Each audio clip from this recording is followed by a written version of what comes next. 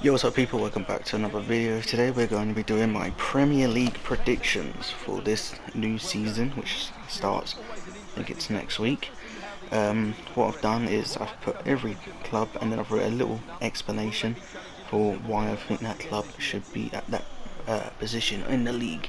Now a little FYI, I closed the window so you don't hear the cars, but my room is so hot I've had to keep the fan on. I've turn it away from my mic so hopefully you don't hear it, but if you do hear like a wind whistling noise, that's why. It's because of the fan. But yeah, let's get into this. 20th, Bournemouth. Three of the clubs that get promoted, two get relegated and one somehow stays up. But out of the three promoted clubs, I think Bournemouth will finish bottom. They haven't really brought anyone. They've actually brought like only two players, Ryan Fredericks from West Ham and some player from Blackburn, I think. They have a good players, but they've all shown that they are not Premier League quality. But sorry, Bournemouth, you'll go straight back down. 19th, Fulham. Come on, it doesn't matter how many signings Fulham make, they're still going to go back down. They're the yo-yo club, they go up and down, up and down. They bought João Palhinha from Sporting Club de Portugal, who was supposed to be good, but you remember last time they brought Michael Sarri, who was supposed to be better, and he's now at Hull City. You've got Andres Pereira, which as a United fan, I'm happy he's back in the Prem, but let's all be honest, he was average player at least. But yeah, 19th for Fulham, you're going straight back down again. 18th, Brentford. Sorry Brentford, but your time is up. You're kind of like Sheffield United. No one expects you to stay up, but you somehow did. And then second season syndrome hit, and you went back down. You've lost your spark, which was Christian Eriksen. You've got Szokoska from Lyon? No, Lazio. He was a decent keeper, but I don't think he's going to keep you up. And you haven't really replaced Christian Eriksen either. Yep, sorry. Back down to the Championship for you, Brentford. 17th, Southampton. They brought in Kevin Bazunu from Portsmouth, the little snake, who was Pompey's best player last season. But they've also got Joe Aribo from Rangers, who's supposed to be good. But they've only got Adam Armstrong as their striker, and he's Championship quality. So unless they bring in another striker, I don't see them finishing that high. 16th, Everton.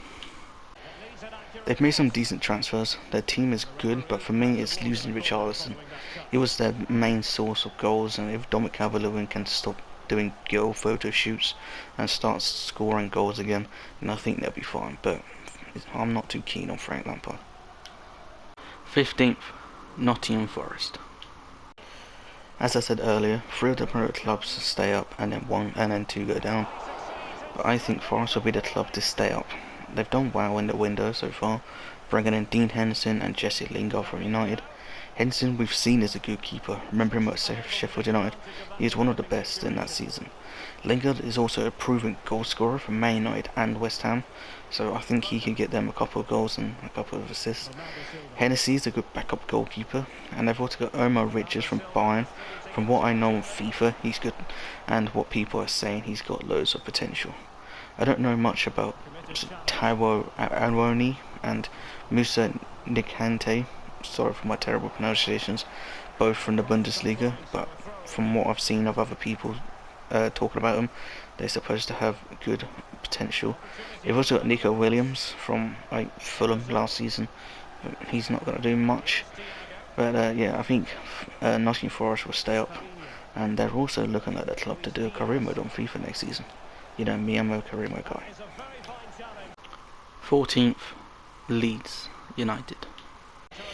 They've lost big players like Rafinha and Phillips, but they've also placed them with Lewis Insigne from Feyenoord, who was really good in Europe last season, and Tyler Adams from RB Leipzig, who they've also got Christensen from Salzburg, Mark Rocken from Bayern, and one of my favourite players on Manager Career Mode, Brendan Harrison. I'm really looking forward to seeing how well he does in the Premier League. But yeah, I think Leeds will improve from last season, and 14th for them. 13th, Crystal Palace. They've got a good team, they've made some decent transfers. Patrick Vieira had a good season last season, and if he can keep it up, then I think Crystal Palace will get 13th. But as I said earlier, 18th and 13th could change at any time. 12th, Brighton. They finished 9th last season, which exceeded everybody's expectations, but I think they'll fall back down to earth. 12th looks good. Most of their games were winning. They were losing 1-0 throughout the whole game, and then Neil Maupay saved them a point. But I don't think it's going to be the same this season. So yeah, 12th for Brighton. 11th, Wolves. I haven't really paid much attention to Wolves this season. I don't know who they've brought in or who they've sold, but I think 11th's about right for Wolves. I'm sounding a bit cold doing this, but anyway. 10th, Aston Villa. Now we hit top half of the table.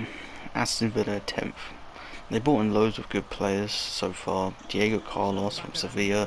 If you watched Europa League a couple of years ago, you know he's a good player. They've made Coutinho's loan a permanent.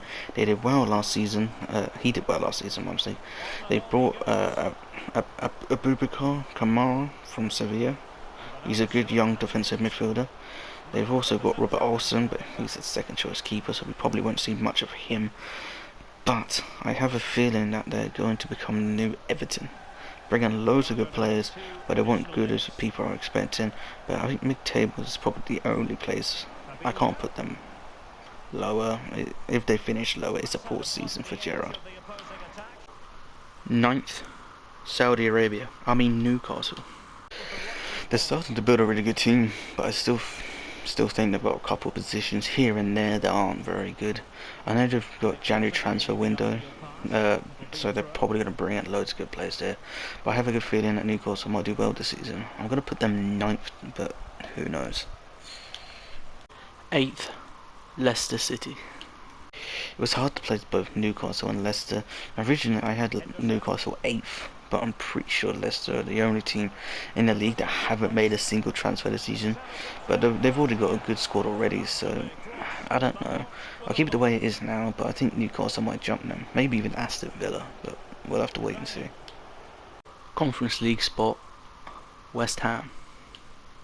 Now we're coming to the hardest part to predict, the European spots. I'm going to put West Ham 7th. I think they'll go far in the Conference League, but as per usual, they'll be fighting for 4th, but as per usual, they'll slip up and they'll finish 7th. First Europa League spot, Spurs. Now it's getting really controversial, and this is the part where I think everyone's predictions will be different, but I have a feeling Spurs won't make it into the Champions League next season.